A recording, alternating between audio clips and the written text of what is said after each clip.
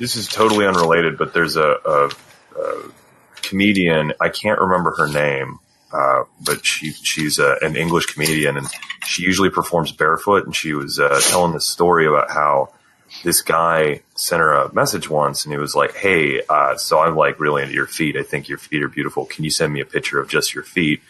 And she said, "Well, you can come to my show, and if you want to take a picture of my feet at the show, that's fine, but I'm not going to send you the picture." And he said, "No, I don't really like your comedy." Jesus.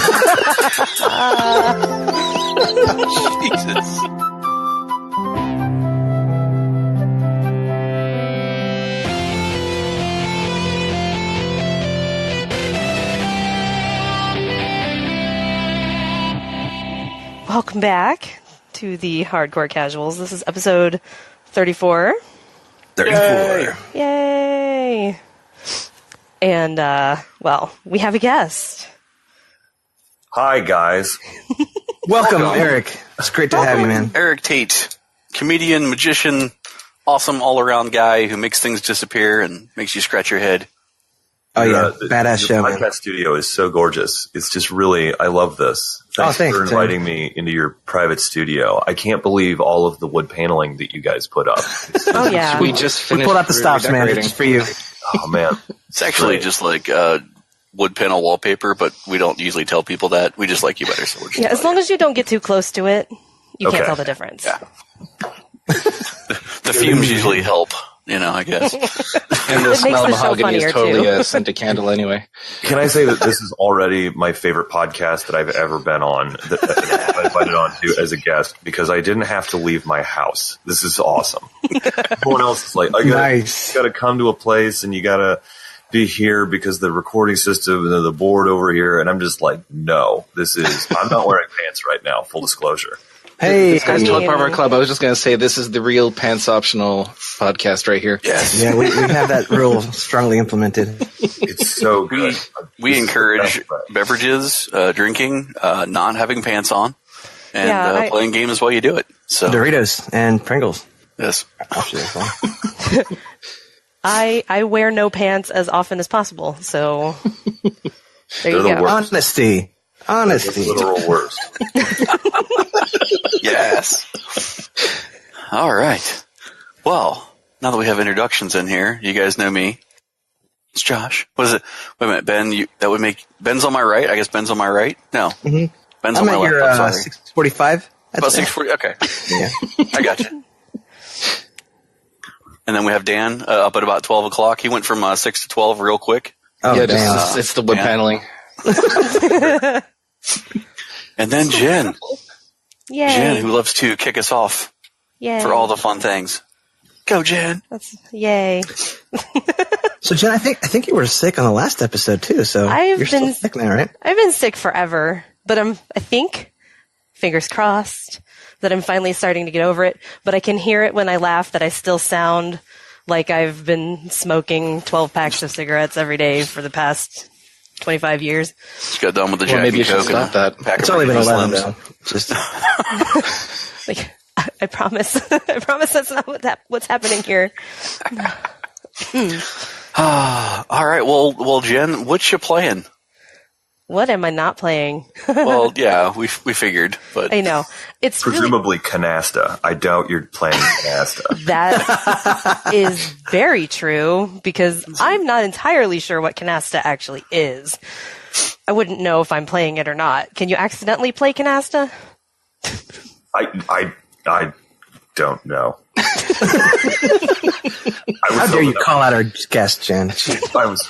We're totally just going to rename Jen to Accidental Canasta. Accidental Canasta.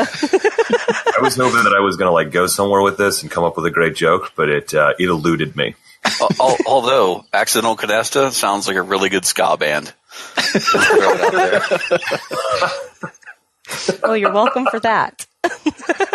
So, Jen, what are you playing? Oh, Lord, how long has it been since the last show? Let's see. About a month. Oh, God. Between illnesses, etc., it's been a month. So Yeah. I feel like at the very least I should talk about Celeste, yeah. which I played through and finished, and it hit me really hard in the feels because I'm pretty sure that character is me. So I know that one got really good reviews. It popped up a lot of times during the Game Awards. Mm-hmm. And with the exception of a couple of random things here and there that Jen had posted while she was going through it, and then poking jokes at of the bearded guy that kept dropping in, like, you can do it. Yeah. I didn't hear too much else. So do you want to go over that one real quick, Jen, or brief synopsis without heavy spoilers? I can. So the game, like the actual game, is a platformer style thing. And it's very hard, and it gives you a death counter at the end of every level, if that means anything to you. Nice. Yeah. Like to tell you, times you died, or like people you murdered? The times that you died. Nice. Yeah. So it's all about muscle memory and figuring out how to get through the level. And then every time you die, it takes you back to the beginning of the screen. So like it all goes by screens. So it's challenging, but it never got frustrating in a way that made me want to quit. It was more like, God damn it, I know I can do this.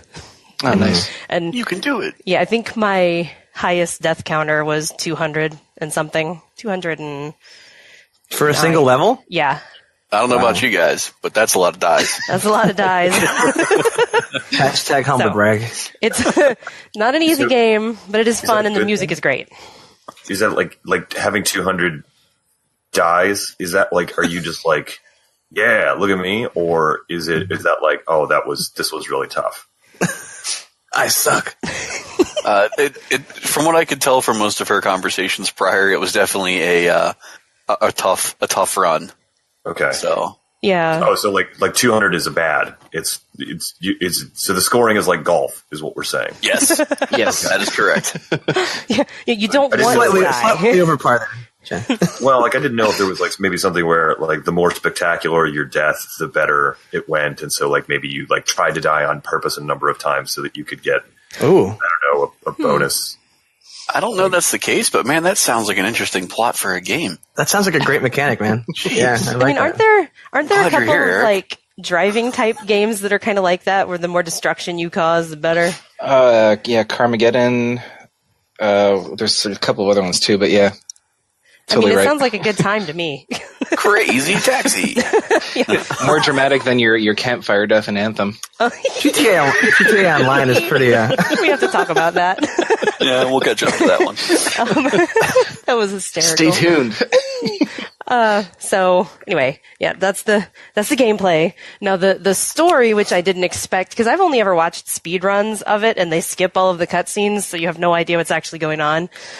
But the story is surprisingly like touching, I guess, because she's this girl who wants to climb. She's got to climb the mountain. That's the whole point. The mountain is called Celeste, so that's why it's the game. So she's going to go climb this mountain, and throughout the game, she kind of struggles with this other side of herself that keeps telling her she can't do it, and she's dumb for trying, and all this like negative stuff that she has to fight as she has to kind of come to terms. Mm-hmm. So it's like her little journey of personal growth and whatever. That sounds like it could be a horribly depressing or horribly uplifting game, depending on how many dies you have. Yeah. I was going to make a joke about self-exploration, but then right before I said it, I had to stop because it didn't sound right. So what is the impetus for like the counting the dies? Like, does the woman as the main character, does she like come back to life, and it's like that's her power, is like being depressed and then coming back to life? Is that like her superpower, or is it just like to give you something to like shoot for? I think it's more just for you. Okay. Because it's kind of, I don't know if you're familiar with any of the, like, I want to be the guy or I want to be the Bashi or any of those types of games. It's kind of like that, in that, like, the more you play a level, every time you die, the theory is that you've learned something about that level, and the next time you go back, you'll do better. So it's kind of that concept. And it'll just like unlimited reload. Yep. Right? Yep. Okay. Oh, okay. So the deaths don't really play into the story then. It's just not mainly at all. just to show you. Sorry. Nothing to do with it. I may or may not have made that clear. But no, they don't. It doesn't really impact anything. It just it's like a humble bragging rights. Yeah. And then, the levels have little strawberries that you can go out of your way to collect, and they're super hard to get to, and they don't do anything other than like, I got all those fucking strawberries, bitches. That is what those do. Are you trying to tell me that this game is like Pikmin but with depression? That sounds like a yes. Drink. I like where you're coming from, but no. Oh. I don't think I've ever played Pikmin. Oh my god, Pikmin is like the best thing ever. It's so much fun. I love Pikmin. I really want one to come out. I'd like one to come out for the Switch because I enjoyed that. I picked it up like randomly back when I was the sole person supporting Nintendo Wii U. No, you weren't, because I was too. Oh man! Jenna's our resident Nintendo fangirl, so you guys have a good connection here. I love Nintendo games because they're colorful and for children. I don't want anything difficult or that like treats me like an adult. I want it smooth, primary colors. Yeah, the vibrancy is pretty amazing, I gotta say. But I picked it up randomly, and I was just like, it was a Friday afternoon. I didn't have anything going on that weekend. I was at a game store, and I was like, oh, this looks kind of neat. And everything is discounted because only me and Jen are buying these games. Yep. So I took it home, and then the next thing I know, like the credits scroll, and it's Sunday evening, and I was like, what happened? Where have I been? It's been 3 weeks. Yeah. You just like wandering around with little baby insect things and like trying to make juice. But sorry, back to Jen's game. So it sounds like you picked up Pikmin 3 because that's my favorite one. It's so good. Yeah. Because Pikmin 1 and 2 did not have juice, I don't think. It's just, it doesn't make any sense. The game makes absolutely zero sense. And you're just like really emotionally invested in it. Technically, it does have a story. Technically. Wait, you're not making the juice out of the insects, though, right? No. Oh, they're like they collect fruit. Oh God. Yeah, I was like, you guys are monsters. You feed. I feel like that goes without saying. You feed all your little Pikmin into the juicer at the end of the day, and oh my gosh! Hashtag genital jam. I mean, if you can imagine the sound that they make when they die, when Olimar in Smash Brothers throws them at something, all that little sad sound, that you get a million at once. A million at once.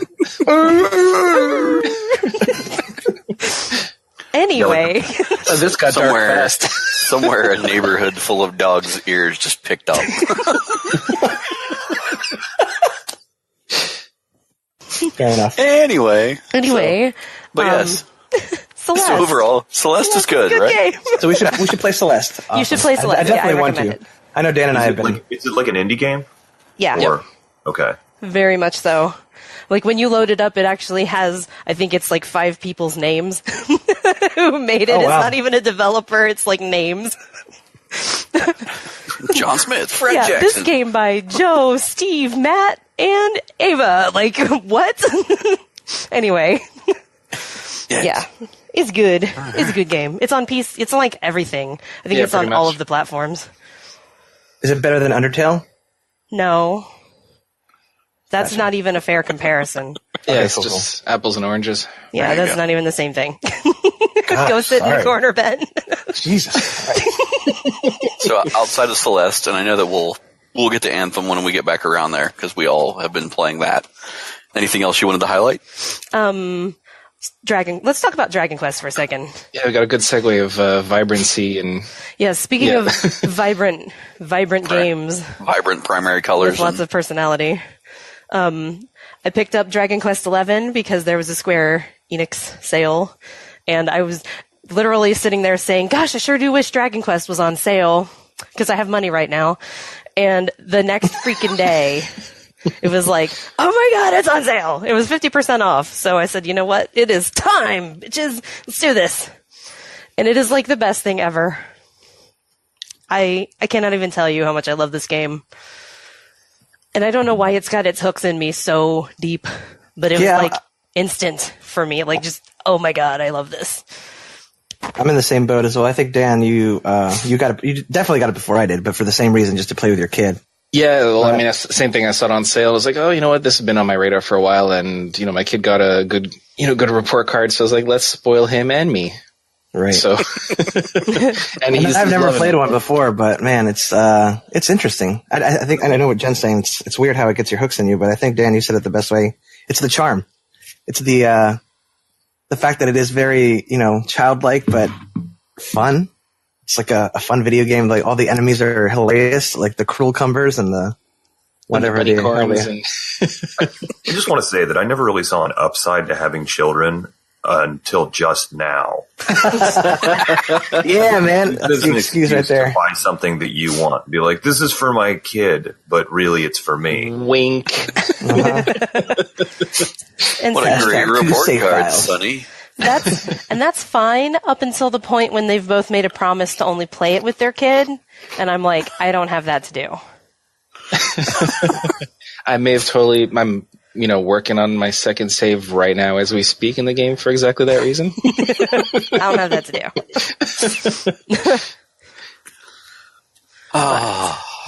I've always been a fan of Dragon Quest. I've played most of the Dragon Quest games throughout the years. I have several of them on DS and 3DS and whatever.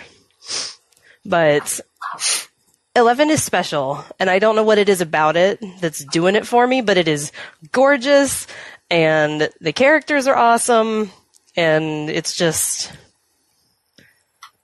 You need it. I don't even care if you play RPGs, you need it.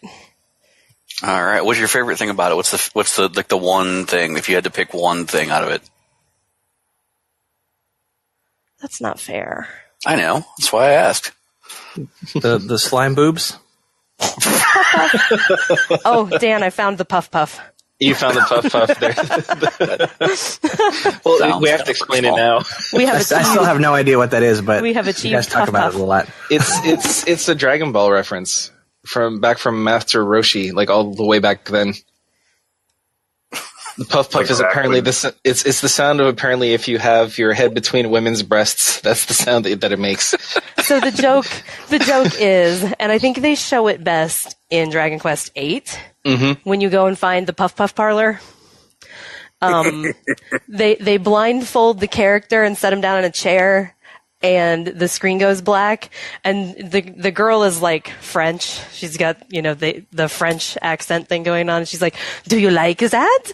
Yes, you puff puff, whatever." And she's like, "Oh, do you feel the pleasure?" And then it shows it, and it's two slimes. She's holding two slimes on either side of his head.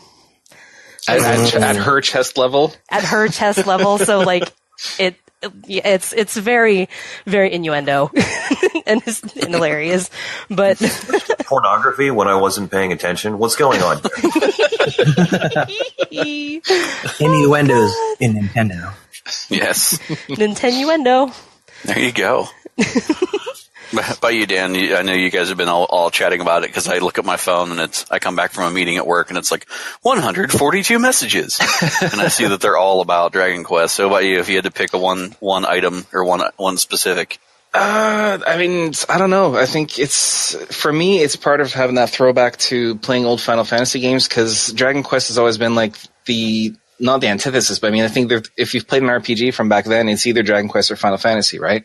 Yeah. And me, I was going to a French school as a kid, but I was learning English by playing Japanese text-based games like Final Fantasy VI for the most part. And I see that I'm like, let's do something like this for my kid. And, he's starting to learn to read.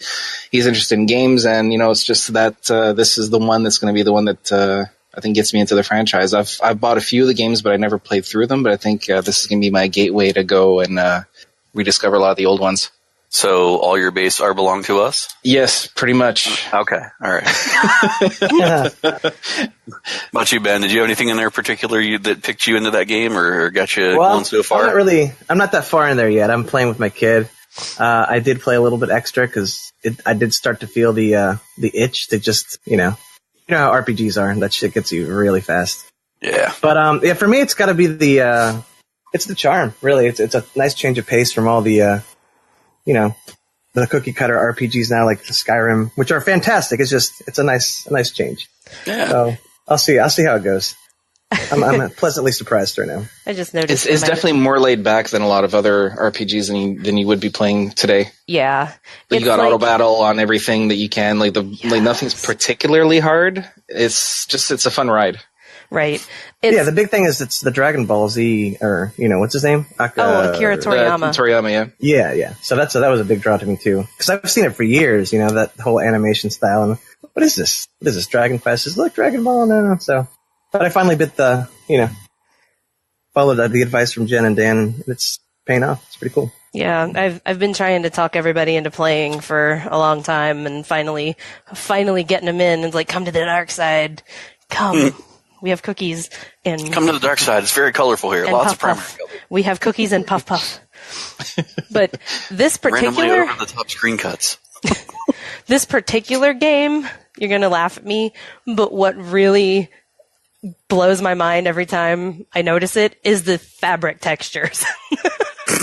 The game does look great. Oh my god, this game is beautiful, but like every time they close up on a character, just the even skin texture and all that, it's just all there and it's so good. I'm like, oh god, this game is beautiful. It fulfills my soul. When's the last time that they had one on a home console that wasn't on mobile? Dragon Quest 8, I think. Which would have been on PS2? Yeah. Yes, it's been a while. Mm-hmm. And that's how I played almost all the way through it.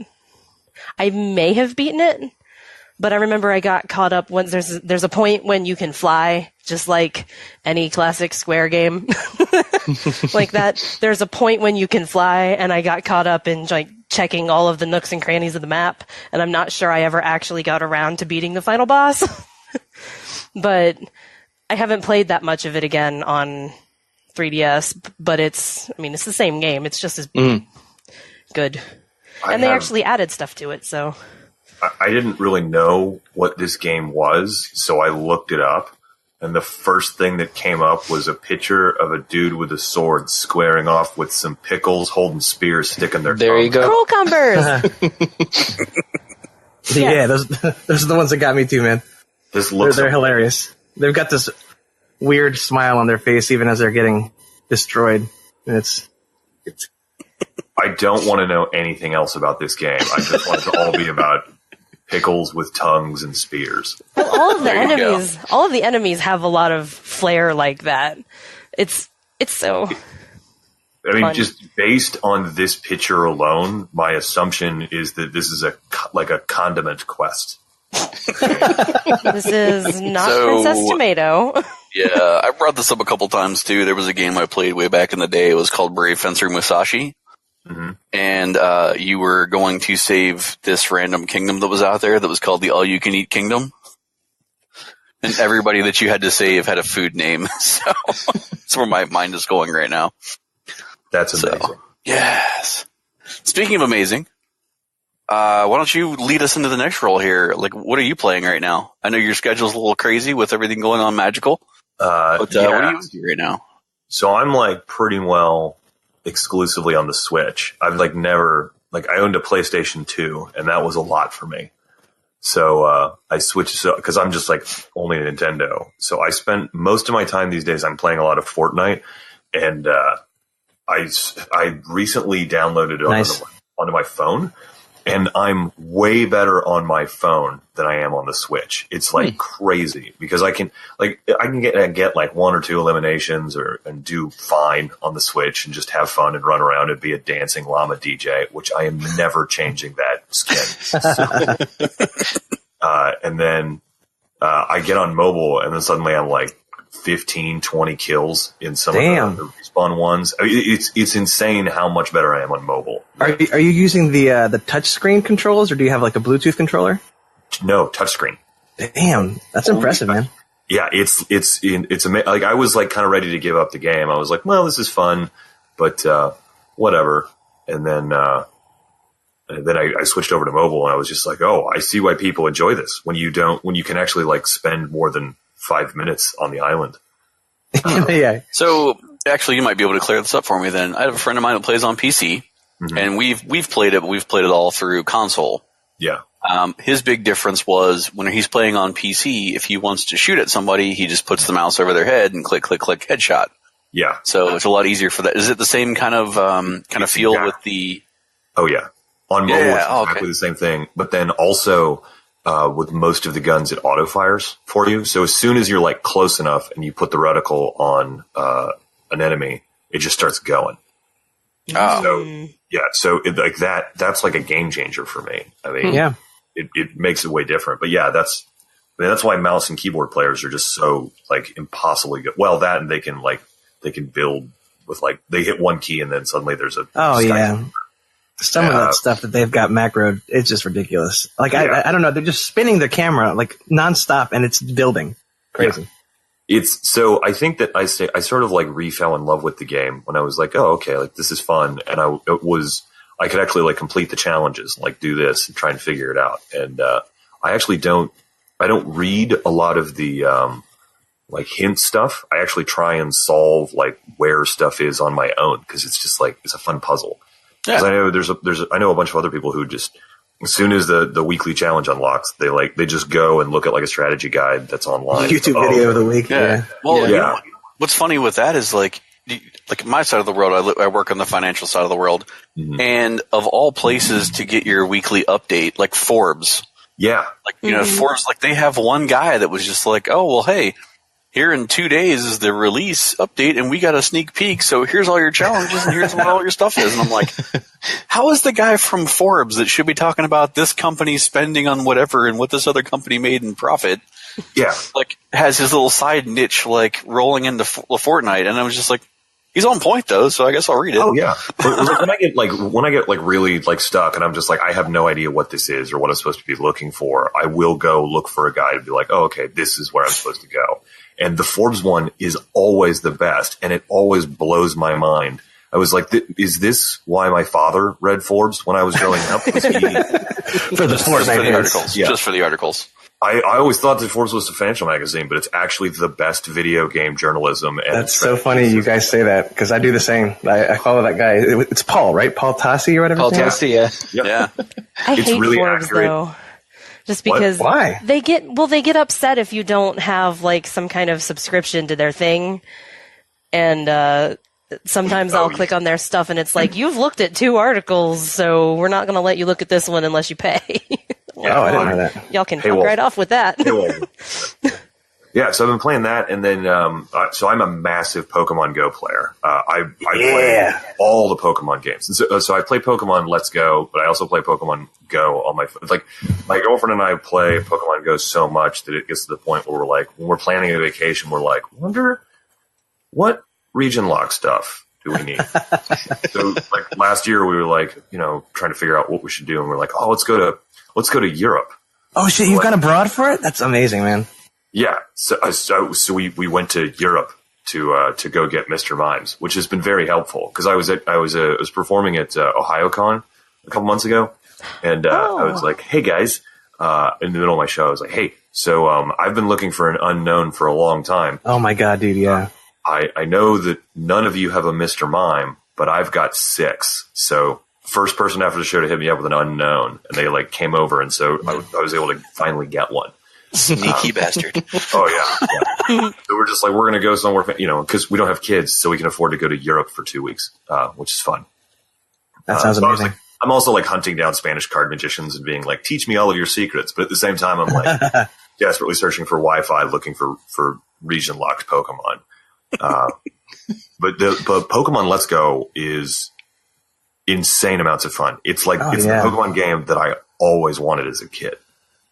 Because if you guys played it at all? Nope. Oh yeah, I've talked about it a lot on the show. It blew my mind, man. Like it's exactly what you're saying. I've always wanted, you know, I love the Game Boy experience, but I just wanted something more now that I'm grown up. Like I wanted the 3D graphics. I wanted to be able to have the Pokemon Go experience, and it's just like the perfect storm of the being able to go from place to place without random attacks. Or I'm just like, I don't want. The thing I love about Pokemon is how grindy it is, but at the same time, I hate how grindy it is. And it's just like, I just want to like escape into a dark reality where I'm like the leader of this like cockfight gang. and just like, I just want to be, I just want to be that, and then I just want to be in the Imagine Dragons music video. Just do that. But I don't want to have to like battle 1,000 Pidgeys as I try and get from like point A to point B. And so being able to see the Pokemon and being like, you know what, I'm not going to go over here. So I'm playing that, and then when I forget my Switch at home, and I have my 3DS, so like I'm replaying through Pokemon Ultra Sun or Mega Sun or whatever the second Sun Moon one. Right. But I was absolutely glued to the Nintendo Direct with the new announcement. I was just going to say, if you saw the trailer, man, holy shit, that's... Yeah, I am so excited to have that lizard that cries. I am sobbing. Oh, I know! The Reddit posts are going crazy over that little guy. It's so funny. I'm just going to hug him. That's all I'm going to do. And I hope to God they have that mechanic like E and Eevee where you can like play with Eevee. I hope that's in there so I can like feed him berries when he cries. I just want to take care of him. He'll be your child, man. You don't need kids. You've got Pokemon, man. Yeah, that's it. It's an emotional support lizard. And then, I'm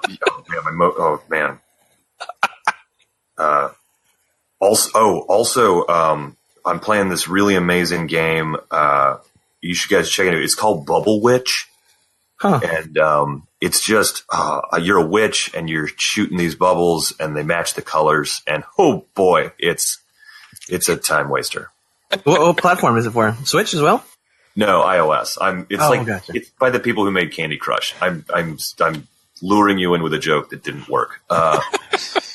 As soon as you said that, I was like, I'm pretty sure I've seen like 5 ads for this. Yeah. I'm like, I think that I have played that before back in There's the day. a cat, and he gets a wand, and he took all the fairy princess crowns, and so you got to go pop some bubbles and get that cat. What a dick. Yeah.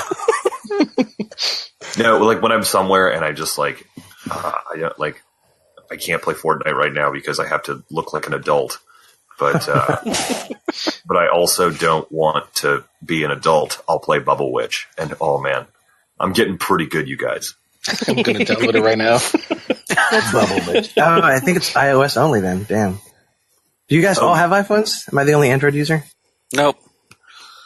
I'm an anti-iPhone person.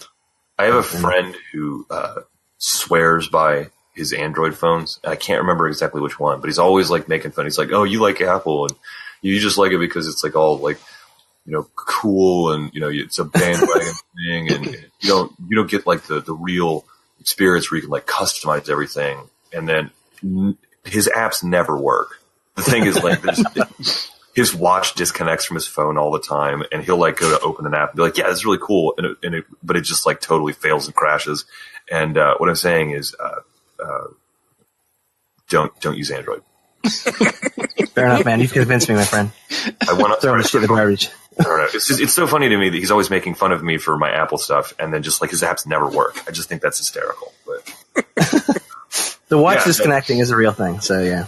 But the Pokemon is like gone.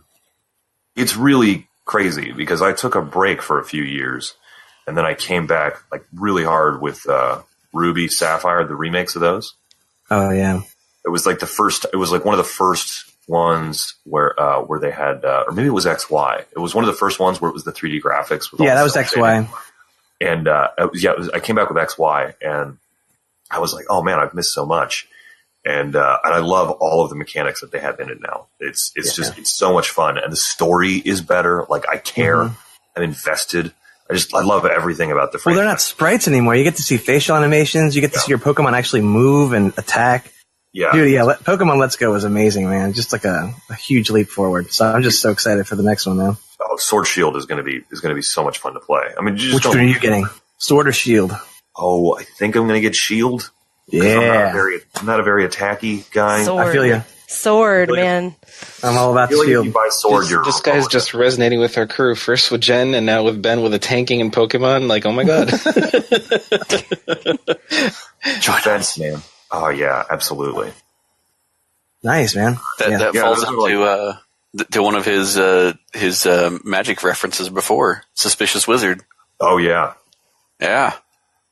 Oh, Which also would be a super awesome screen name, FYI. If it's not already. Yeah, Ulock Justice is like a screen name I've had forever from when I was, I did a little bike messengering in Los Angeles, and some of my messenger friends would say they were going to administer Ulock Justice when a driver pissed them off. And by that, they meant they would their plan was to take their U-lock out of their back pocket and either take off somebody's mirror or throw it through their windshield. Well, that sounds Nice. serious. Yeah, I've never actually done that, for the record. I just think it's funny. But when I do show up in Fortnite on, whenever I have to play like a squads thing, my thing will pop in, and then 14-year-olds will just call me Justice, and it's awesome. You're being like a badass. That's pretty awesome. Oh God, you said that, and it hilarious. just reminded me of your the event that you and Michael Kent had when we pulled the guy up on stage and asked him what he did. He's like, "Oh, I work for Justice." Yeah, it's like, oh yeah. And I was like, oh yeah, like the Justice Department, and he was like, no, it's like a girls' clothing store. Yeah, complete letdown. Yeah. It's, I think my favorite part of Fortnite, sorry to just totally jump topics here, is You're voice good, man. chatting with strangers. And I've always Oh, Lord have mercy. Oh man, I've always wanted to get into Twitch streaming to voice chat with strangers on Fortnite, because I want to get them to tell me secrets. You're the opposite of me. Oh man, You should go on to YouTube and look up Stone Mountain 64 if you have not already.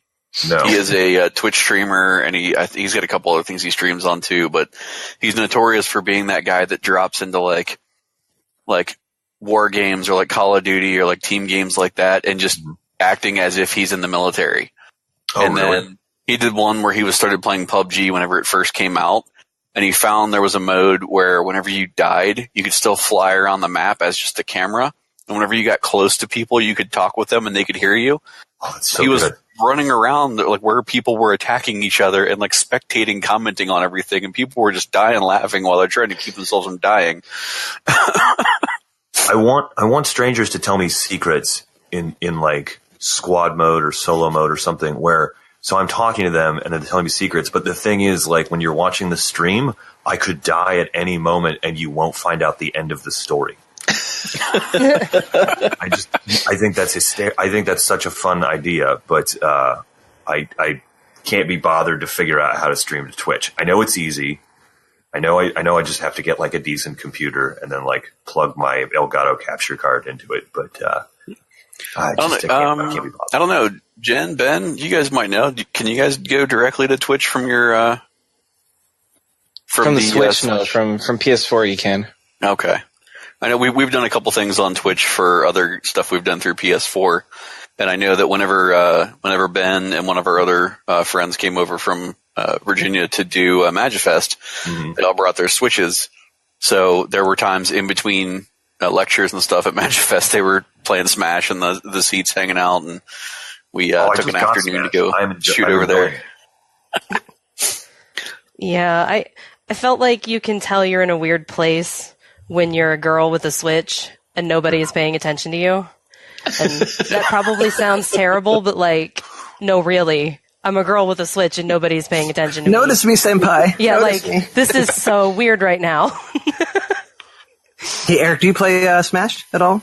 Yeah, I just got it. Oh, hell yeah, man. I've unlocked Are you all about the Pokemon trainer? No, I haven't unlocked them yet. Oh, fair enough. They're good, man. Because I want to play more, but then I'm just I need to go pretend to be a pirate on Fortnite. Or just listen to a kid be mean to me. Oh my god, 14-year-olds are so mean. That's so funny. I can't. Goddamn. I can't They use deal such with it. rough language. Oh god, we have so many fun stories about that. Oh.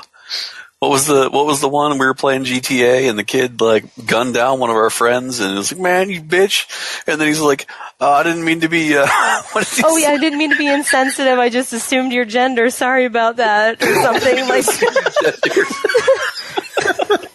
The kid sounded he was 12. That's awesome. I like when the kids just start saying the N-word at me, and I can tell that their testicles have yet to descend. Very scratchy whenever they run out with the N-word. Yeah. Oh, it's so much fun, and they just say, "Give me a scar." I didn't know what a scar was. I just because to me it's all just guns. They're all the same. I had to I had to get on Wikipedia and be like, "What's a scar?" I don't understand. Oh, he means the assault rifle. See, you did it the right way. I had to have these guys explain it to me, and that didn't go very well for me at all because tried to tell her it was the bad guy in Lion King, but she just wasn't listening. Oh my God. I mean, who's got a scar? That would be an awesome weapon. Oh man, I should make that a Be skin. prepared. just throw a lion at somebody. He just comes out and starts singing. Yes. Throws I Green hyenas at you. flames. Yeah, but have a mode like the Infinity Blade mode, which I love. The Infinity Blade. It was because I played Infinity Blade on mobile when it was around. It was a frustrating game. I never understood how to win. It was just sort of circular, like Celeste. It was circular, and you died a lot, but less depression.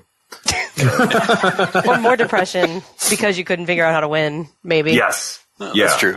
Less Pikmin, or more. But where was I going with this? The Infinity Blade. But so they should have a mode in Fortnite where you have to race to the place and then draw it out, and then you have a lion that you can throw at people, and then you throw him at people. He pushes their father off of a cliff.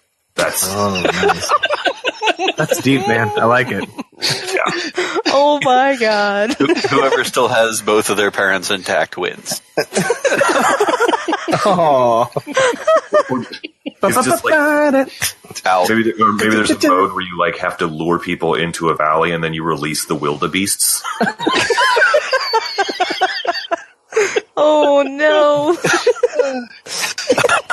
I'm just As we're all thinking having about childhood flashbacks right now. It's getting dark, guys. It's getting real dark. I'm just thinking about that with Fortnite characters. So you've got the Cuddle Commander running up, and this just doesn't compute. Do any of those 12-year-olds even know what Lion King is anymore? They will soon because They're remaking it. because they're doing a live action one, and Don Oliver's the toucan. What? Yeah, I did Dude, not know this. yeah. Don Oliver's didn't the know? toucan. And I think Nala is being played by Beyonce. Oh my God. John Oliver Wow, would completely be an awesome toucan. Yeah, Holy shit. yeah. God. He believes it was. He believes he was typecast. Well, I mean, it fits. Zazu, right? Oh yeah, that would be Yeah. perfect for him.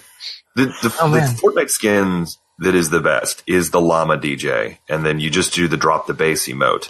Because I like putting it in there because people are just I like wearing it because people walk up and they immediately they start doing the loser dance, or they'll try and hit me in the head with a pickaxe, and they're just because they think I'm an idiot who is a noob or whatever because I haven't unlocked other skins or I'm not OG with the Skull Trooper bullshit. This is oh my God. I hate everyone else who plays Fortnite because they're just here too much. I love messing with people on Reddit. When they're just when they're talking about the game's unplayable because of the planes or whatever. It's who cares, man? It's just a dumb. I just want to shoot guns and dance. But they're you tell that they're being very aggressive with me because of that DJ Llama skin. But then I throw the drop the bass emote, and something shifts in their brain, and they just immediately start doing all of their favorite dance emotes. And it's just oh yes, I'm the puppet master. I can make it do what I want. I am justice. The unequivocal, the best skin is DJ Yonder with the gingerbread man back bling. Oh. That's it. That's the best. I love it. Yeah, you walk around as a weird DJ llama, and you've got a sentient gingerbread in your backpack, and you're murdering strangers. Yeah. Nice. Oh my God. I haven't really played since they got all the animated back stuff. Oh, it's so good. There's a chameleon. There's the dog, and when you go in to aim real close, the dog starts leaning over your shoulder and growling because he's he wants him dead. But I have a theory. Okay, so I have a theory about Fortnite. Because you know how, so presumably they've done this, like, the whole, like, there's no blood or anything like that. And when you die, like, the weird satellite thing comes out and, like beams you up and away. Right. So it's very clearly supposed to be a digital game, but they had to do all that so that, like, kids could play it and they could, like, steal the parents' credit cards to buy all the emote stuff. So they've made it, like, very non-violent for a first-person shooter where everyone's just running around with assault weapons and pickaxes and killing each other. But I think what the deep backstory is that in Fortnite is set in a world where all of the climate has just gone to hell. So it's all terrible, right? So it's like Ready Player One, but everyone's, like, in a pod because the machines took over. So the Matrix, so you know the Matrix, right? Yeah. Right? So the machines took over. They ruined they ruined the climate. They've taken the humans and they've put them into a giant virtual reality machine. And then this is what they play for fun. Here, I thought he was going Idiocracy there for a minute, but no, it's a dystopian future where robots have taken over and they're harnessing humans for power, but they have to keep them having fun. So they've given them this ridiculous world where everyone emotes. This is a conspiracy theory that I'm trying to get started that no one on Reddit will go with me. Did anybody else just picture him in front of a bulletin board with the string and the push pins? Because I am totally there right now with this. I listened to a lot of Alex Jones recently, and so now I see. Oh God, I forgot about that comment on Facebook. What comment? I saw that too. So I'm friends with Eric on Facebook, and every once in a while he'll randomly throw something out there. And this past week, or last week, there was a comment in regards to something with Alex Jones, and just what followed is gold. It's just gold. That's all it is. The only reason I posted that was because I was certain that there are conspiracy theory people who follow me on Facebook, and I wanted to find out what they believe. Because I am not a flat earther, but I do play one on the internet. Nice. Dude, man. I'm resonating so much with a fellow troll. I'm part of a whole bunch of, like, secret flat earth Facebook groups. And, oh my God. And Illuminati. So my favorite thing to do is when things are, like, quiet, I'll just jump in and I'll say, hey guys, isn't it really cool that there's a flat earther at Nintendo? And people are like, what are you talking about? And then I will post a picture of the flat earth map right next to a picture of the Nintendo Switch logo, because the Nintendo Switch logo, like, looks like the sun moon circling the flat plate of flat earth. Oh my goodness. Holy shit. And then I wrote something about how, like, it's really great because there's someone in there who's, like, trying to get the truth out and using one of the most popular video game systems in the world to try and get the truth out.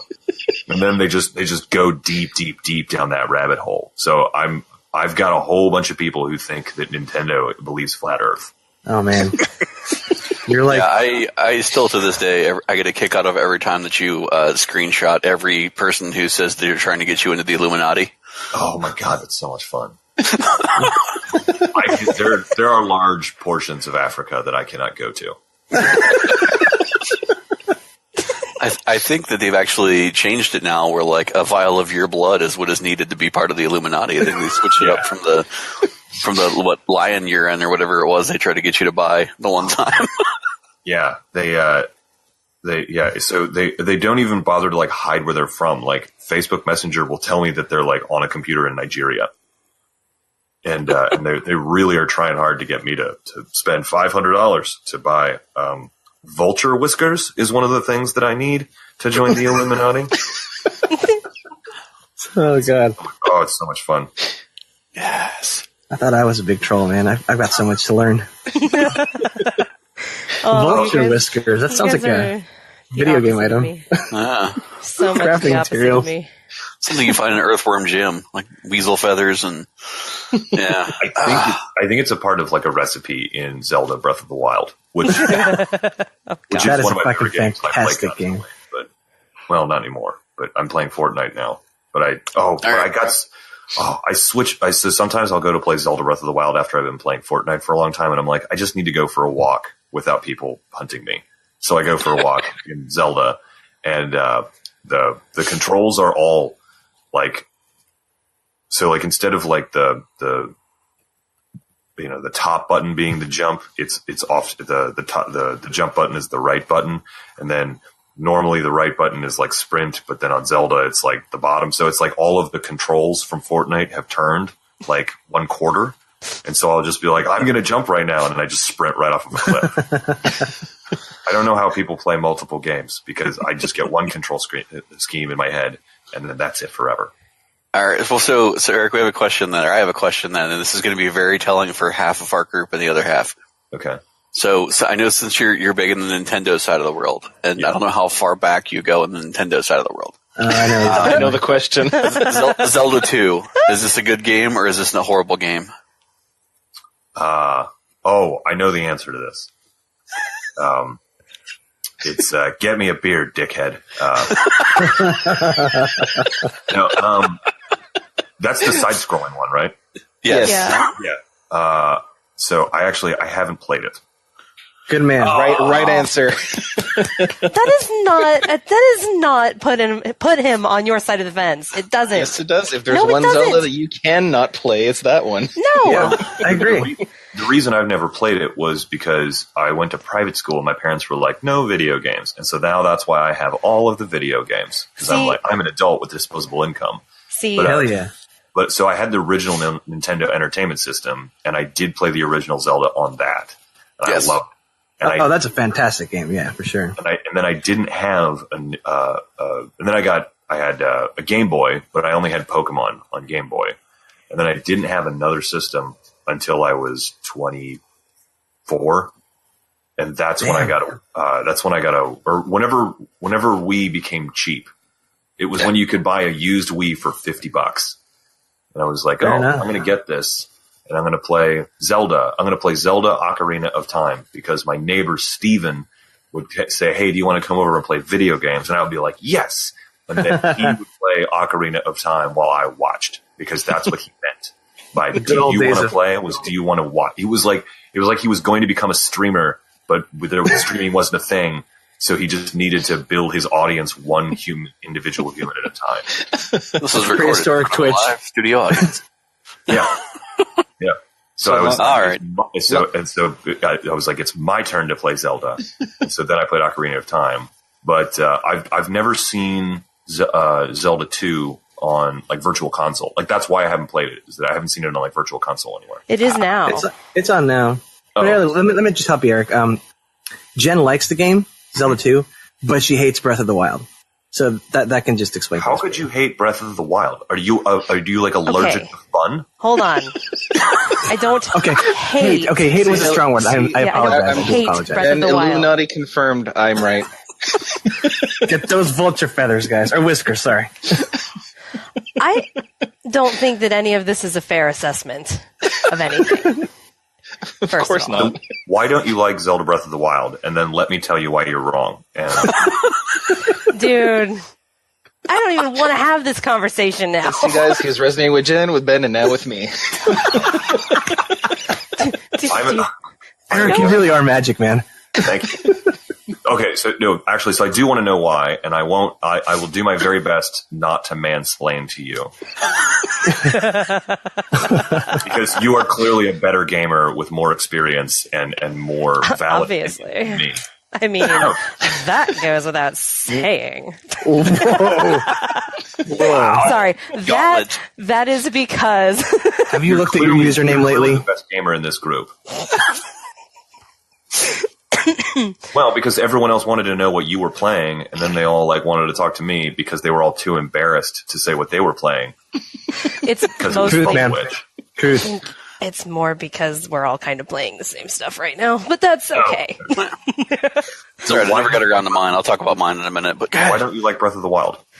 Because it's not really a Zelda game to me. I think that is a fair assessment. Mm-hmm. I mean, honestly, I can't with the lack of real honesty. progression, and the fact that your weapons break drives me fucking batshit crazy. I agree with you there. It does drive me nuts when the weapons break, especially when I'm trying to hunt a Lionel, and I'm like, hey, you're named after something from Thundercats. And then, And you were nowhere near as cool and as noble as Lionel. So, and then my only sword breaks. Then it respawns me right before my only sword breaks because it saved in a weird thing. So I have to like figure out how to run away instead of getting in like a disgusting death loop without even a counter to help me out. yeah, that kind of sums it up. There you go. See, and you thought everything was on the bad side of this thing. Well, he was about to fire up the mansplain Yeah. on me. Well, there you go. No, I think all of your criticisms are extraordinarily valid, and I feel like I share them with you. I think a lot of other people do too. But that being said, it's still tremendous fun, and I enjoy it. And also, I like surfing on shields. I don't like. Oh God, yes. It's like in Fortnite, they've got the surfboards now, and I'm just like, all I want to do is run around with a surfboard and a shotgun, and just run away from people and do tricks. Would you say it's the best Zelda of all time? Just think of it now. It's like Point Break. No. I got to be honest, I really like Wind Waker. To me, that's like that's a good answer. Good answer, man. Yeah. Did you like Wind Waker when it originally came out and everybody shat all over the graphics? I didn't have a video game. You didn't play it. That's right. You didn't have a play system the again for a original long version. time. God, Jen, you're so Wii U. insensitive. Benjamin. Yeah. Totally kidding. Benjamin, shut up. Benjamin Her One. I was trying to use your full name, but I don't know your full name. That's it, man. That That's is right there. oddly close enough. Hey, you can call Jen Accidental Canasta. I changed it for you, bro. Yeah, I saw that. I did notice that. I approve of this message. That's permanent. That's permanent. We're going to grandfather that in now. So, okay, yeah. Oh, yeah. All right. Well, let's see here. I think the only other thing I wanted to add game-wise from what I was playing was after being stuck in a hospital for a period of time with my kids as they were having surgery, I randomly went back to one of the PlayStation freebies, which was Iconoclasts for the Vita. It is very platformy, like Jen was talking about with Celeste, kind of side-scrolly platform stuff. Story was very weird. Yeah, you're it's like a religion-based society, right? And Yeah. engineering is illegal. Yeah, like it's weird. Like they want to have these areas to mine this stuff from the planet. So I immediately go in my head to like Final Fantasy VII, where they're trying to pull, all the materia from the planet, but this stuff is like ivory oil or something like that. Not killing animals for it, so there you go. But then you find these other guys that are trying to keep you from mining stuff or doing stuff to help other people out, because they think if you're in this group that you're basically just like cast out and you shouldn't be helping other people. You're mining ivory? No, like these groups are mining it, and there's like 3 different groups of people. There are some people that are mining it, but they're listed as pirates, so I guess they're not supposed to be mining it. Was this game developed by someone with a fundamental misunderstanding of biology? I think so. Maybe. Those ivory ingots, man. You got to get them from the melt them down. Little My block. favorite kind of ivory is the kind that comes out of the ground. Yeah, yes, exactly.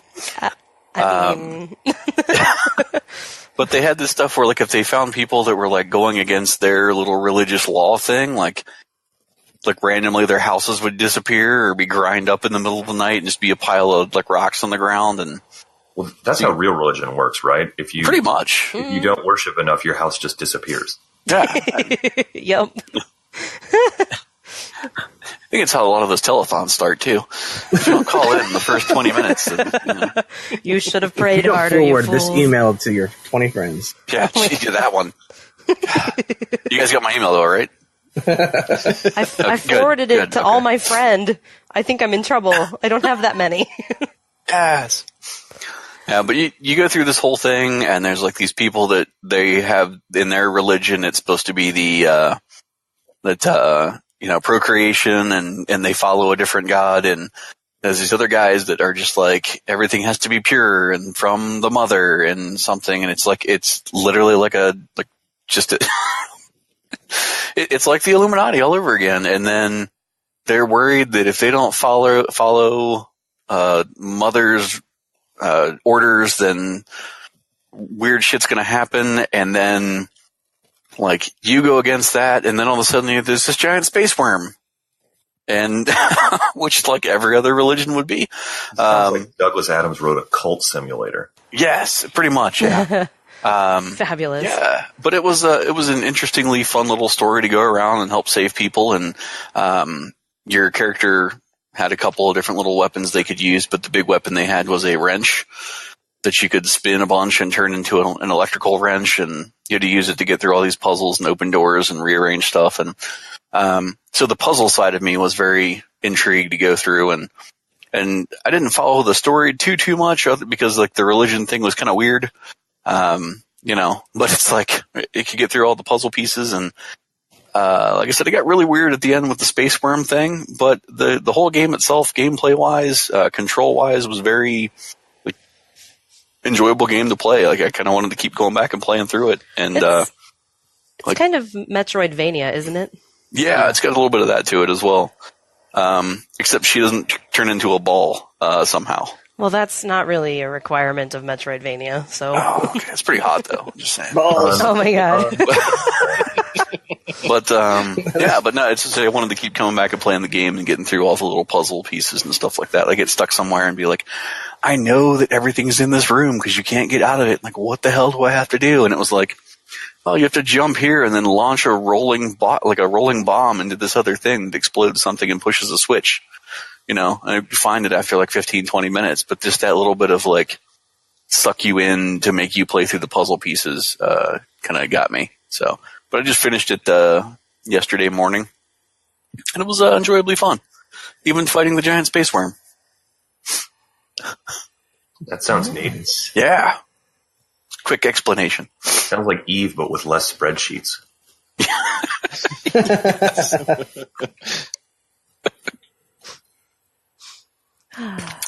All right.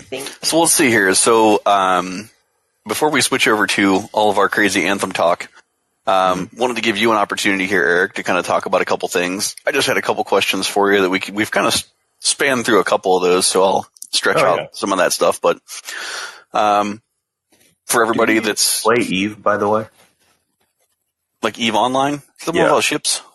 Yeah. No, I did not. I had some friends that played it, and it was like all they played for a period of time. I read some interesting articles about like political intrigue and giant space battles, and I was like, I want to do giant space battles and own a business in politics.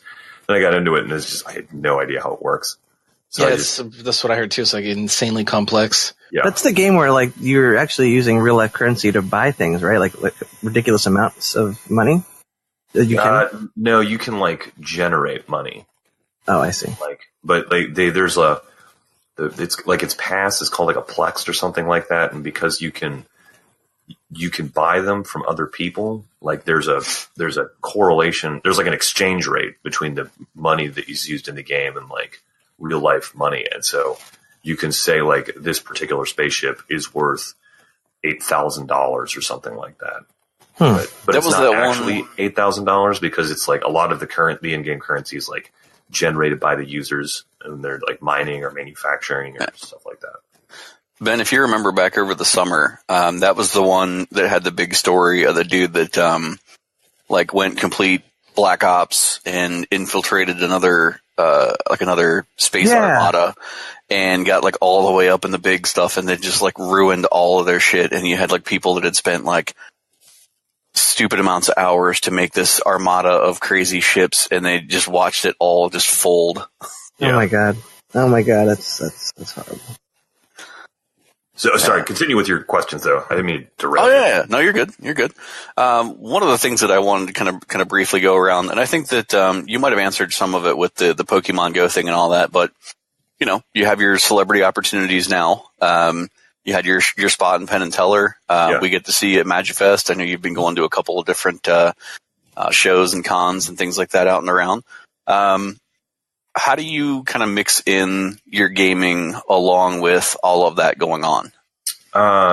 It's usually like at an airport.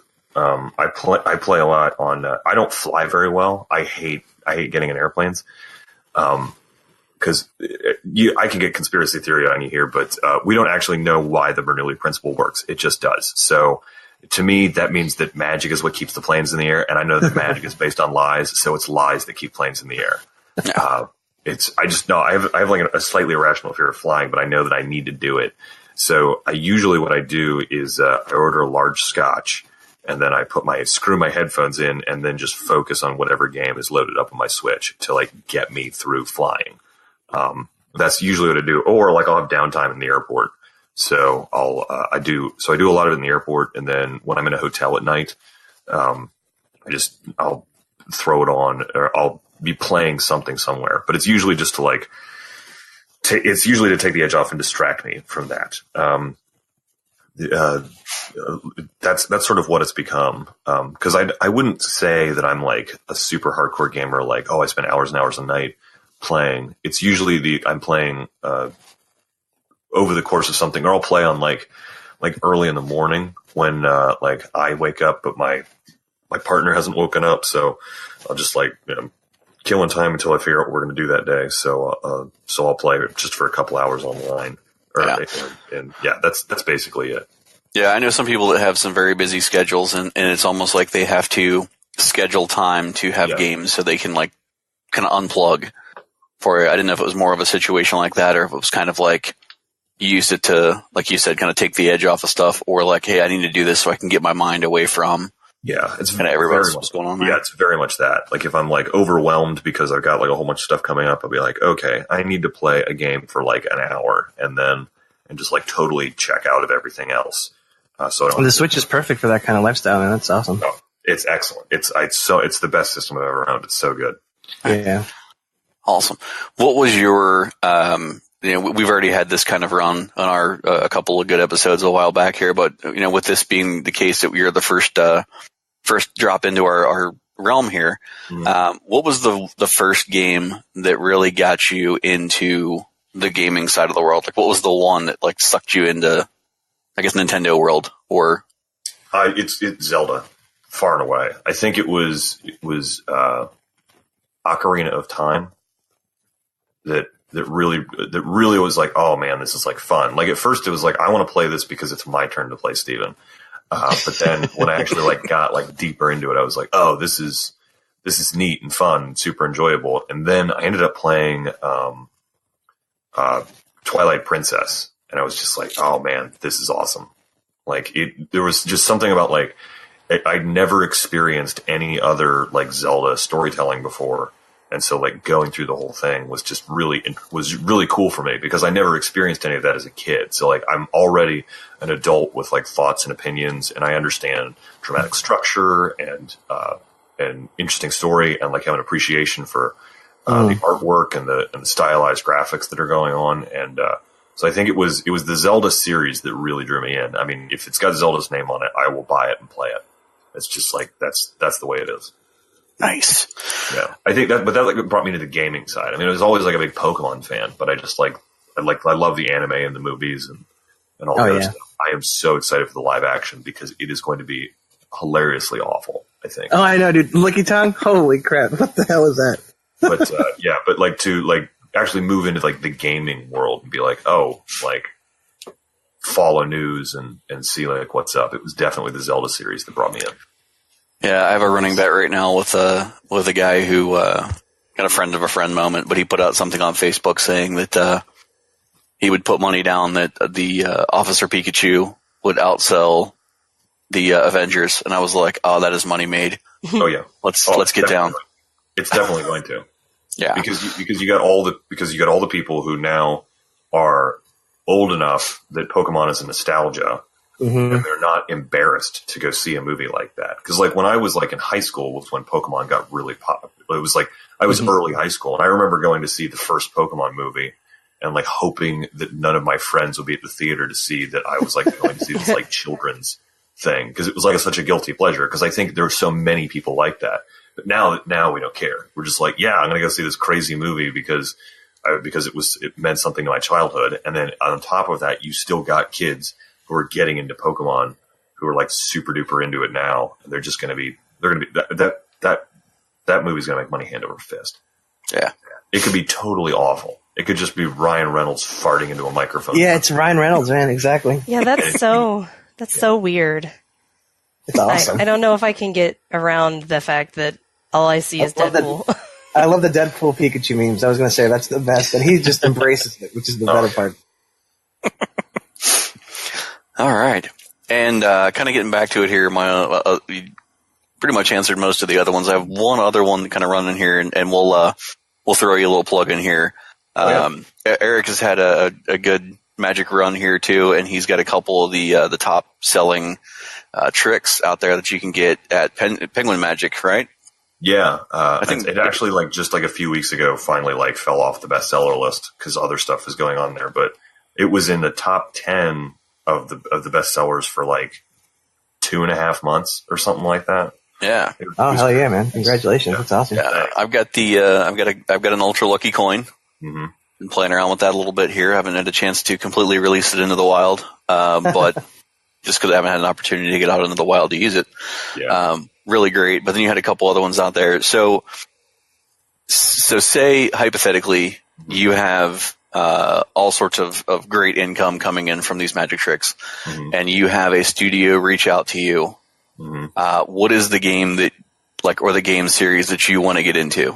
I'm guessing it's probably somewhere on the Pokemon level of the world, but if you could go in and voice a character or have a character run in a game series, where does Erik want to be?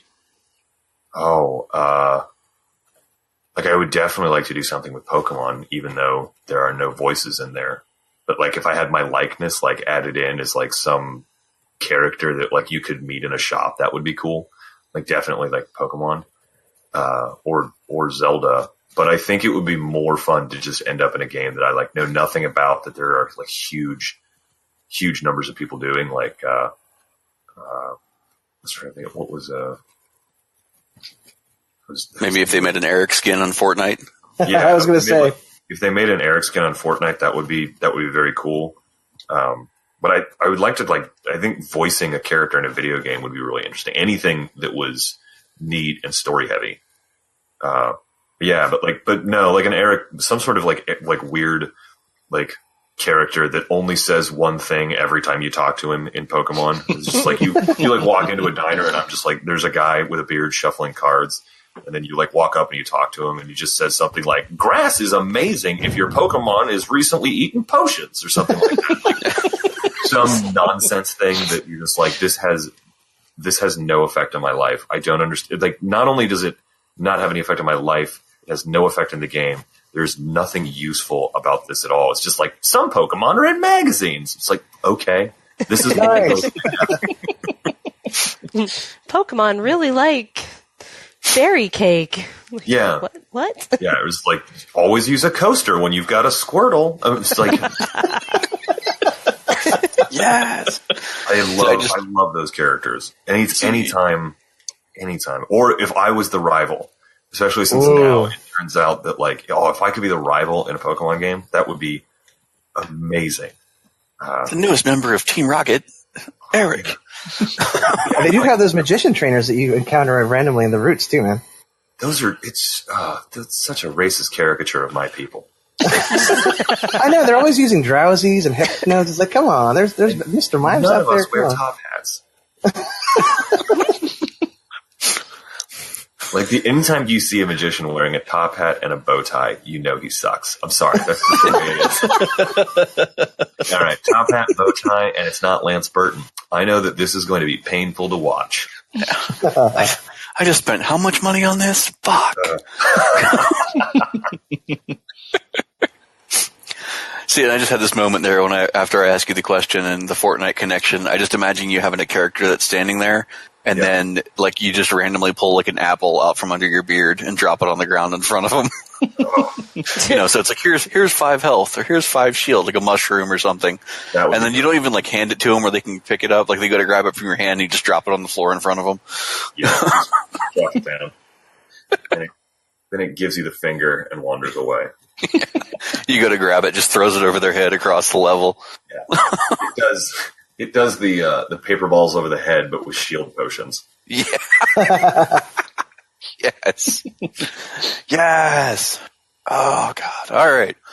Well, let's see here. Before we drop into all of our fun Anthem talk, do you have any plugs you want to get out there, Eric? Yeah, I host a podcast called The Quiz Box. We are a monthly show. We tape it live in front of an audience at the upfront stage in the Shadow Box. And I host the show with my scorekeeper, Nikki Winkleman. And it's a panel-style trivia show that is a lot of fun. We have on different comedians. We have on special guests all the time. We're trying to branch out and meet other podcasts because we want people like who do podcasts to like come on the show so you can bring your audience and be like, I was on the Quiz Box and it was so much fun. So that's part of the reason I wanted to do this was to go to your audience and be like, hey guys, come listen to our weird trivia show.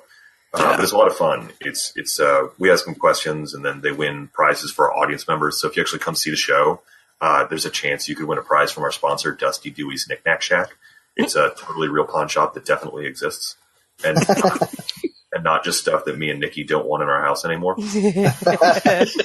Nice. That's genius. Well, if you end up doing that, Jen and I are both in the Columbus area. So we could even have, if it's one of those moments where you have to put pants on, I'll probably have to come. Okay. But just because I'm less averted to pants because of my job. You're fancy like that. Yeah, fancy. Just for the record, it's probably not the pants that would cause me to not go. I don't know if that's helpful or not. Anxiety of The crippling anxiety. Yeah. Like, I'm afraid of everything. Okay. Jen just got really scared because a leaf blew by her window. So, Jen, you haven't seen that leaf before. Plane story. We Oh my could God. just set up a loudspeaker next to the microphone and have you Discord chat into the show. Oh, there we go. oh no, Solution. yeah.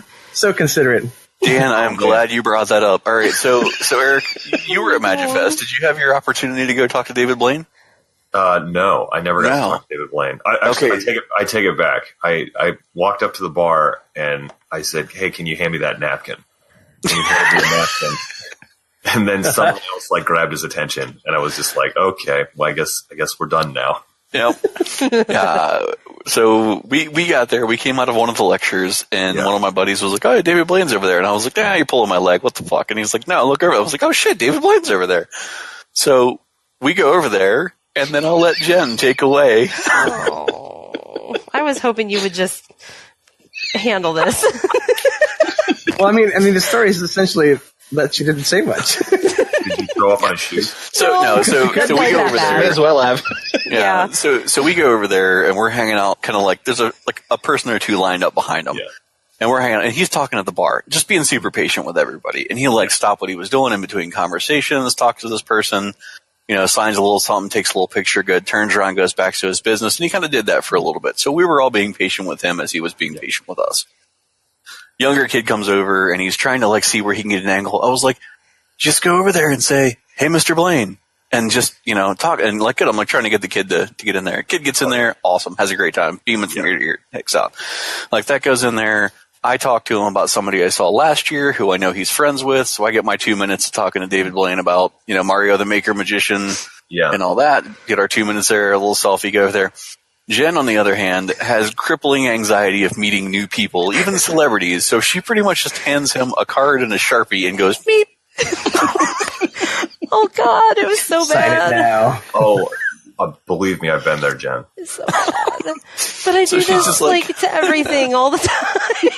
This is me.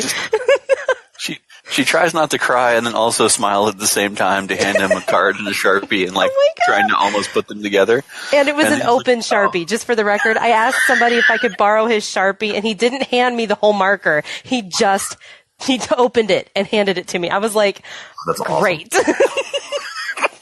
So, These fields are delicious. 10 years ago, I was working as a cell phone salesman for Verizon in Southern California, and Tim Curry walks in to the shop and straight up to my counter and is like, and he's got some other guy with him who did most of the talking, and they wanted a phone. So we go through the whole thing. I show him all these different models. I get into his account, and I sign him up and I sell him a phone. And I'm trying to be cool the entire time, but I'm also trying to I want to say something. I want to say something that'll Tim Curry will be like, yes, please come to my house and be my new best friend forever. But I'm trying to figure it out. And I just and the transaction is rapidly coming to a close. And I'm just I don't know what to say to be Tim Curry's friend forever. I don't know. Oh my God. And then he's just about to leave. And I go, I loved you in The Hunt for Red October. And then he was just thank you, and he turned around and walked out of the store, and I've never seen him again. At least you were able to say something. Jen would have just gone meep. I like that you say meep. The first time this ever happened, I was are you Bunsen and Beaker Muppet level? Is that where we're at with this? That's excellent. Yes. God, I mean, I'm watching all these other people talk to him about all this stuff that he's done, that they've seen, that they loved, and I'm the last time I saw him, I think I was a teenager. I don't remember. I guarantee you he loved Meep better than somebody trying to dissect whatever those tricks are that he did doing stuff where. That's I guarantee true. you because that's a more genuine reaction and interaction than trying to talk about his work. It's I don't think he wants to talk about that. I mean, I don't want to speak for him because I don't know him or anything like that, but it's sometimes you meet some of these magicians and people just want to go over everything. Cause that's starting to happen to me where they're just hey, you did this. And I'm just yeah, but that was a long time ago. And now I want to, can we please talk about Fortnite? He would much rather have that reaction. At least I think he would than anything else. I will tell you my favorite thing that happened at Magi Fest, though, apart from getting to introduce Juan Tamarez at his lecture. My favorite thing was right before I went on. Guy Hollingsworth was backstage with me, and Guy Hollingsworth is a 9-foot tall British man. And He's awesome. He's wearing his suit, and he looks just impeccably English and posh. But he realizes that he has to set his props, and it's dark. So he sits down on the ground cross-legged and starts sorting cards like a 2-year-old. And it was the most beautiful thing I've ever seen. I was yep, that's him. He worked for the Queen. Now he looks like a child. And he probably sat on the floor in Buckingham Palace and sorted his cards like a 2-year-old. Yeah, it was really wonderful. This worked for Her Majesty. Shall work here. All right. So I guess to wrap that all up, we can say if you ever have an episode of the old quiz box and you need us on, just reach out and I can be there. I will talk it over with the Quizbox team. And, all right. Listeners, we're on iTunes, Google, and Stitcher, and we got our own Facebook page, and we're working on putting together a website. So you can come find out stuff. Yeah, we'll definitely check it out, man. Sure. Yep. And if you need 2 people, I am more than happy to show up and hide behind Josh. What? Oh yeah. I would love to have you just hide behind him the entire time, and then make the other panelists just try and talk to you, and you just meep. And also, I will rig it so that the answer to 3/4 of the questions is meep. We do that. I could just be the Jen interpreter. It's just all Beaker trivia. It's always me. I just lean over and all you hear is this tiny little meep. And then Josh comes out with this long, what she said was. It's like Groot, but. I am meep. It's like if Groot moisturized.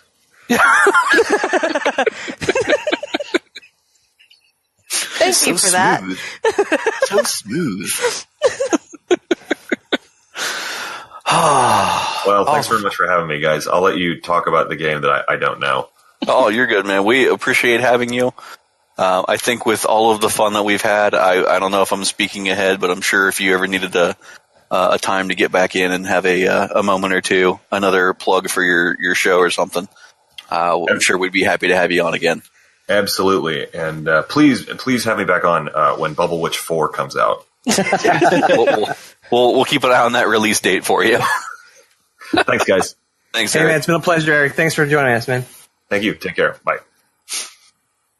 All right. All of that fun. And then we get to talk about Anthem. Anthem. I just realized we totally skipped Apex, didn't we?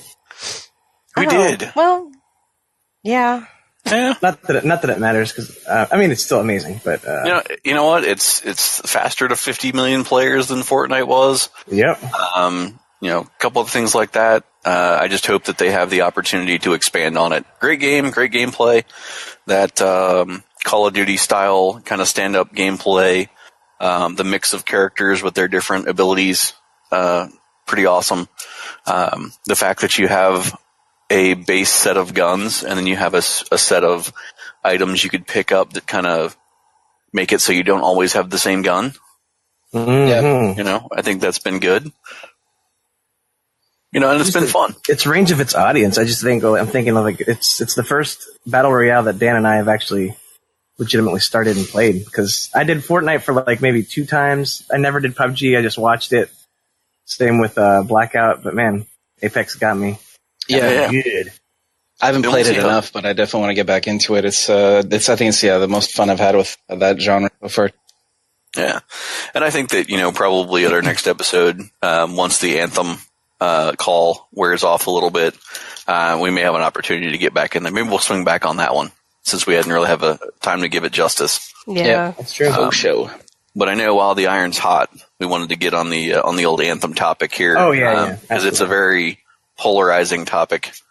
So, and we'll keep it short, because I know we're pushing time, but.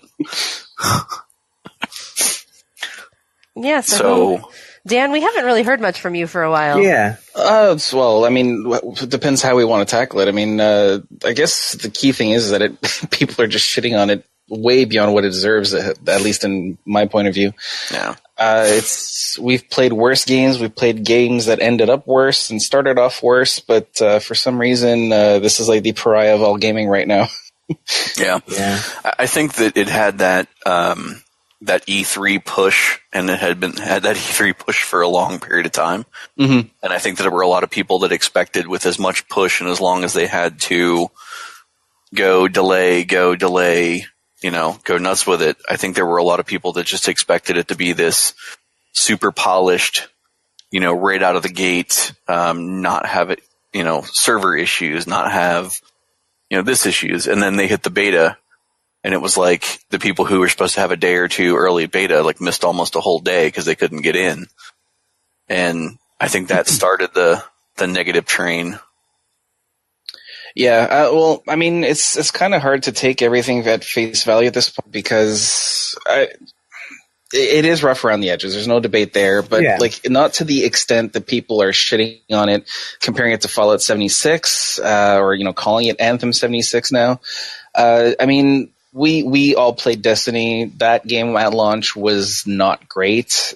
We kind of bought into the promise of what it would become over time, and with time, Destiny 1 ended up being great. Destiny 2 is kind of in that situation now too, where it came out, it was contentious, and then Forsaken kind of brought it back to what everyone wanted it to be. And I think that we're very likely going to have that same kind of situation with Anthem. They've got a roadmap out, they've got plans. It's not like this is it right now. Right. I mean, the core gameplay is stupidly fun. The loot grind I find is rewarding. I like the amount of detail there is in terms of building out. Your loadouts they really feel different. The cosmetic side, I know for a lot of people, I mean, that's important, and that's, very detailed and customizable too. I mean, I'm graffiti javelin. Yeah. But, I mean, I don't think it deserves as much of the hate as it's been getting so far. I'd have to say full disclosure, I know you guys too, at least I think. We're big fans of Skill Up and Layman Gaming Brothers or whatever, but man, those guys have been the worst. I mean, obviously there are worse people on Reddit, but this is the YouTube space, at least for me. It's been a little ridiculous. Yeah. It's been disappointing. Yeah, and it's been, I mean, don't get me wrong, there's been a couple of times whenever the game's out there and you get playing and it locks up. And you have to restart everything, or, here on the PlayStation, I've had a couple of times where I've got close to the end of the night, or we're doing something else, go to switch games, and you go to close program, and it completely shut down the PlayStation. And I think that they even addressed that with one of the last updates, because I haven't had it happen again. I haven't had it freeze up on me. I haven't had it shut down the application, and it just seemed like whatever they did that last update took care of those problems. So, they're making the adjustments on the fly just as you would expect them to do. I mean, there hasn't been a long layover time for them to do stuff where it's like hampered gameplay for more than like a day or two, or a couple days in a row.